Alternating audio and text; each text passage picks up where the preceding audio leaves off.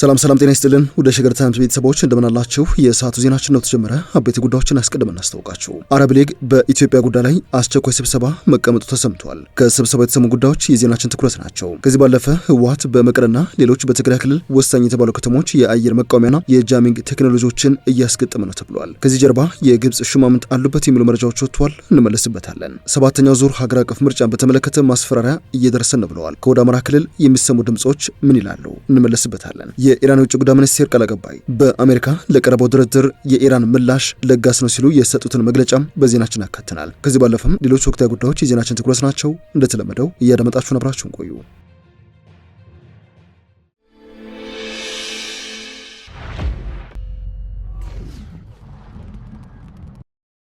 የአረብ ሊግ በኢትዮጵያ ጉዳይ ላይ አስቸኳይ ስብሰባ መቀመጡ ተሰምቷል። መረጃዎች እንደሚያሳዩት የአረብ ሊግ ሱዳን በኢትዮጵያ ላይ ያሰማቸውን ሰሞነኛ ክስ ተከትሎ በካይሮ አስቸኳይ ስብሰባ ማድረጉን የተሰማው ክሱ ከኢትዮጵያ የተነሱ ድሮኖች በካርቱም አየር ማረፊያ ጥቃት ፈጽመዋል የሚል እንደነበረ የሚታወስ ነው። የአረብ ሊግ ፓርላማ ስብሰባ በፋውዛ ቢንት አብዱላይ ዛይናል የተመራ ሲሆን ይህኛው ዙር 165ኛው የሊጉ ስብሰባ ነው ተብሏል። የግብጽ መገናኛ ብዙሃን እንደዘገቡት ሱዳን ኢትዮጵያ በግዛቷ ውስጥ ጥቃት ፈጽማለች በሚል መነሻ ስብሰባው እንዲካሄድ ጥያቄ በማቅረቧ የተዘጋጀ ነው ሲሉ ዘግበዋል። ስብሰባውን የመሩትና በግብጽ የባህሬን አምባሳደር የሆኑት ዛይናል የሱዳን ቀውስ የሀገሪቱ ሉዓላዊነት፣ የግዛት አንድነት፣ መረጋጋትና አንድነትን በጠበቀ መልኩ መፍትሄ ሊሰጠው ይገባል የሚል እምነት አለ ሲሉ ተደምጠዋል። አምባሳደሯ የሱዳን መረጋጋትና ሰላም የአረብ ሊግ ቅድሚያ የሚሰጠው ቁልፍ ጉዳይ ነው የሚለውን ሀሳብም አጽንኦት ሰጥተው መናገራቸውን የተዘገበው ምንጮች እንደሚሉት ግን ኢትዮጵያ በሱዳን ግዛት ውስጥ ጥቃት ፈጽማለች የሚለውን ክስ በማነሳሳትና የአረብ ሊግ ለስብሰባ እንዲቀመጥ ያነሳሳቸው ግብጽ ነች ተብሏል። በግብጽ የባህሬን አምባሳደር የሆኑት ዛይናል ውጥረቱን የበለጠ የሚያባብሱና በቀጠናው ጸጥታ ላይ አሉታዊ ተጽዕኖ ከሚያሳድሩ ክስተቶች ሁሉም ወገኖች እንዲቆጠቡ ማስጠንቀቃቸውን ዘገባዎቹ አትተዋል።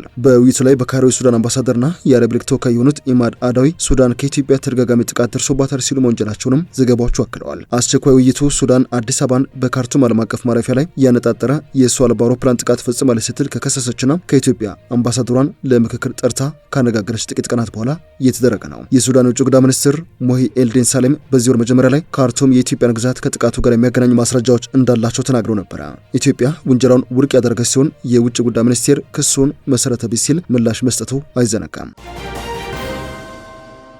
የሰዓቱ ዜናችን እንደቀጠለ ይገኛል። ህወሓት በመቀለና ወሳኝ የትግራይ ክልል ከተሞች የአየር መቃወሚያና የጃሚንግ ቴክኖሎጂዎችን እያስገጠመ ነው የሚሉ መረጃዎች ወጥተዋል። ከዚህ ጀርባ የግብጽ እጅ አለበት የሚሉ መረጃዎች ነው እየተሰሙ የሚገኙት። የህወሓት ወታደራዊ ክንፍ በመቀለ አየር ማረፊያና ሌሎች የትግራይ ክልል ተጨማሪ ስትራቴጂክ ከተሞች ጃመሮችና ሌሎች መረጃና አድራሻ ማሳሳቻ ቴክኖሎጂዎችን ወይንም ስፑፈርስ እያስገጠመ ነው የሚሉ መረጃዎች ወጥተዋል። የምስጢራዊና ጠላፊ የተባለ ዝግጅት ከመጀመሪያዊ ሰሜኑ ጦርነት በከፍተኛ ደረጃ ትምህርት ወስደናል፣ ከድሮንና የተዋጊ ጀቶች ጥቃትም ለማምለጥም እንጠቀምበታለን የሚል መረጃ ከወደ ህወሓት በኩል እንደወጣ ምንጮቹ አክለዋል። ይህ መረጃ የተሰማው በፌዴራል መንግስትና በህወሓት መካከል የዘለቀው አለመግባባት ወደ ከባድ ውጥረት በተሸጋገረበት በዚህ ወቅት ነው። ከሰሞኑ ህወሓት በፌዴራል መንግስት የተሾሙትን ጀነራል ታደሰ ወረደን አልቀበልም ብለው ደብረጽዮን ገብረ ሚካኤልን አዲሱ የትግራይ ክልል ፕሬዝዳንት አድርጎ የሾመ ሲሆን ይህ ከሆነ በኋላ በመቀለ ሁለት ጊዜ የጦር ጀቶች ሲያንዣብቡ እንደታዩ ተዘግቦ ነበር። የጦር ጀቶቹ የደብረጽዮን ገብረ ሚካኤል አዲሱ የትግራይ ክልል ምክር ቤት ስብሰባ በተቀመጠበት ዕለትና ሰዓትም በመቀለ ሰማይ ላይ ሲያንዣብብ እንደነበረ ከክልሉ የወጡ መረጃዎች ያሳያሉ። ከሰሞኑም አንድ የኢትዮጵያ አየር መንገድ አውሮፕላን በመቀለ ሳይርፍ መመለሱ ሆኖም ግን የኢትዮጵያ አየር መንገድ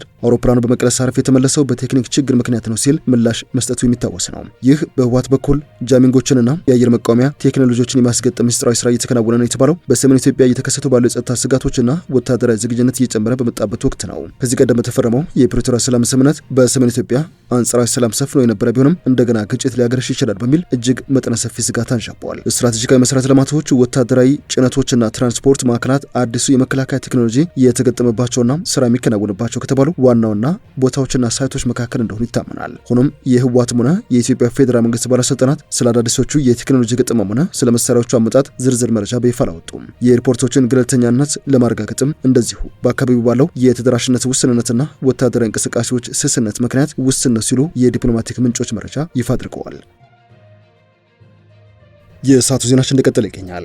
በአማራ ክልል የሚንቀሳቀሱ የሲቪል ማህበረሰብ ድርጅቶች በምርጫ ጉዳይ ላይ በሚያደርጉት እንቅስቃሴ ማስፈራሪያና ጫና እንደሚደርስባቸው መግለጻቸውን ኢትዮጵያ ኢንሳይደር ዘግበዋል። የፊታችን ግንቦት 4 የሚካሄደውን 7ኛ ሀገራዊ ጠቅላላ ምርጫ አስመልክቶ በአማራ ክልል እንቅስቃሴ የሚያደርጉ የሲቪል ማህበረሰብ ድርጅቶች ናቸው የተለያዩ ማስፈራሪያዎች እንደሚደርስባቸው መናገራቸውን የዜና ምንጩ ዘገበው። ለደህንነታቸው ሲባል ስማቸው እንዳይጠቀስ የጠየቁ እነዚህ የድርጅቱ አመራሮች ማስፈራሪያና ጫናው ከሁለት ወገን እንደሚመጣ መናገራቸውንም አትተዋል። በባህር ዳር የሴቶችን ፖለቲካ ተሳትፎ መሰረት አድርጎ የሚሰራ የአንድ ድርጅት አመራር የሆኑ ግለሰብ እንደሚሉት ሴቶች በምርጫ ሂደት ውስጥ ሊኖራቸው የሚገባውን የተሳትፎ አይነትና መጠን የሚያስተምር ፕሮጀክት ላይ ሴቶችን አሰለጠንን የሚል መረጃ በራሳችን የማህበራዊ ትስስር ገጽ ላይ ካጋራን በኋላ ተደጋጋሚ ስልኮች ተደወሉብን በማለት መናገራቸውንም የኢትዮጵያ ኢንሳይደር ዘገባ ያሳያል። አመራሯ ጉዳዩን በተመለከተ ለዜና ምንጮች ሲያብራሩ በየቀኑ ህዝብ እየገደለ የራሱን እድሜ የሚገዛን መንግስት የምርጫ ቅቡልነት እንዲያገኝ ለማድረግ የምታደርጉትን እንቅስቃሴ አቁሙ የሚል ማስፈራሪያ ነው የሰጡን ካሉ በኋላ ይህ ማስፈራሪያ የመጣው ፋኖ ተብሎ ከሚጠሩትና በክልሉ ከመንግስት ጋር ግጭት ውስጥ ካሉ አካላት በስልክ እንደሆነ አስረድተዋል። በጎንደር ከተማ የ2018 ምርጫ ከዲጂታል ዘርፍ ጋር ያለውን ትስስርና የተሳትፎ መንገድ መራጮችንና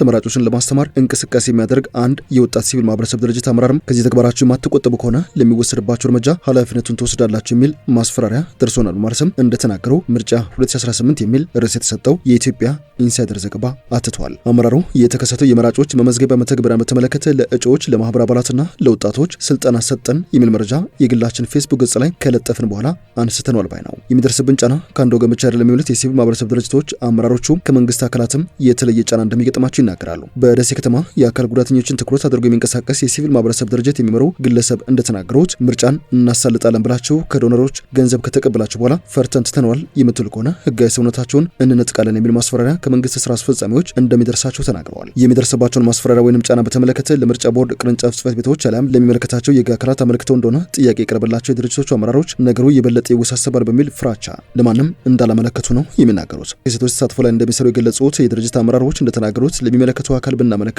ጥበቃ ወይንም ታጣቂ ይመደብላቸውና ስራቸውን ስሩ ነው የተባልነው። ይህን ማድረግ የበለጠ ነገሩን ውስብስብ ያደርገዋል ሲሉ ምላሽ ሰጥተዋል። በዚህ መነሻ እኛ ገለልተኛ ማህበራት ስለሆነን ያለ ጥበቃና ያለ ምንም ስጋት ነው መንቀሳቀስ የነበረብን፣ ነገር ግን ታጣቂ ከተመደበ የባሰ ራሳችንን ለአደጋ ማጋለጥ ነው ሲሉ አክለዋል። የሲቪል ማህበረሰብ ድርጅቶች ከተሰጧቸው ስልጣኖች መካከል ከኢትዮጵያ ብሔራዊ ምርጫ ቦርድ ውክልና በመውሰድ የመራጮች ትምህርት ከመስጠት ጀምሮ እስከ ታዛቢነት መስኮች ላይ ሊሰማሩ ይችላሉ። ይሁንና በዚህ ሰዓት በአማራ ክልል የገጠማቸው ያለ ማስፈራሪያና ጫና እነዚህን ሚናዎች ለመጫወት እንዳላስቻላቸው ነው ለዜና ምንጩ የተናገሩት።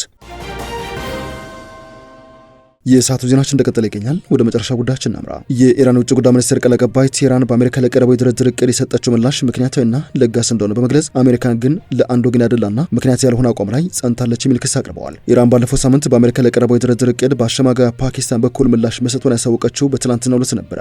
የቴህራን ምላሽ ያላስደሰታቸው ፕሬዝዳንት ዶናልድ ትራምፕ ፈጽሞ ተቀባይነት የሌለው በማለትም ውድቅ አድርገውታል። የኢራን የዜና ወኪል ዘገባ እንደሚያሳየው ቴህራን የሰጠችው ምላሽ በሁሉም ግንባሮች የሚካሄዱ ውጊያዎች እንዲቆሙና አሜሪካ በኢራን ወደቦች ላይ የጣለችው እገዳ እንዲነሳ ይጠይቃል። ወደፊት ኢራን ላይ ጥቃት እንደማይፈጸም ዋስትና የመስጠት ጉዳይም ምላሽ ውስጥ ተካተዋል። በዛሬው ዕለት ጋዜጣ መግለጫ የሰጡት የኢራን የውጭ ጉዳይ ሚኒስትር ቃል አቀባይ ኢስማኤል ባጋይ ቴህራን ከህጋዊ መብቶቿ ውጭ የሆኑ ጥያቄ እንዳላቀረበች ተናግረዋል። እንደ ቃል አቀባዩ ገለጻ የኢራን ምላሽ በቀጠና የሚደረገው ጦርነት እንዲያበቃ፣ የባህር ላይ እገዳ ተብሎ የሚገለጸው በኢራን መርከቦች ላይ የሚፈጸም የባህር ላይ ውንብድና እንዲቆም፣ እንደዚሁም በውጭ ባንኮች የታገደውና የኢራን ህዝብ ንብረት የሆነው ሀብት እንዲለቀቅ የሚጠይቅ ነው። ቃል አቀባዩ እንደዚሁም በሆርሙዞች መጥ በኩል አስተማማኝ የባህር ጉዞ እንዲኖር ያቀረብነው ሀሳብ ከመጠን ያለፈ ጥያቄ ነው እንዲህ ሲሉ ጠይቀው ሊባኖስን ጨምሮ በመላው ቀጠናው ሰላም እንዲሰፍን መጠየቅስ እንዴት ከልክ ያለፈ ጥያቄ ሆኖ ሊታይ ይችላል በማለት ጠይቀዋል። በቅድ ውስጥ የተካተቱ ነጥቦች ምክንያታዊነትና ለጋስ መሆናቸውን የተናገሩት ባጋይ በአንጻሩ ግን አሜሪካ ምክንያት ያልሆኑ ጥያቄዎችን እያቀረበች ነው ሲሉ ወንጅለዋል። ፓኪስታን ውስጥ በተደረገው የመጀመሪያው ዙር ድርድር ሁለቱ ሀገራት ያላስማማቸው ዋነኛ ጉዳይ የኢራን የኒክሌር ፕሮግራም ነበረ።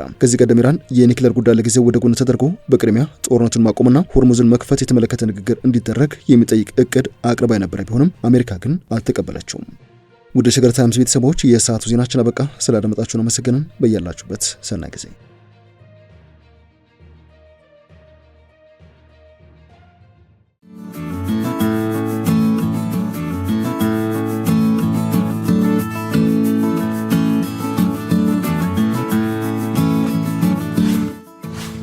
ሸገር ታይምስ ሚዲያን ሰብስክራይብ በማድረግና ደወሉን በመጫን ይከተሉን።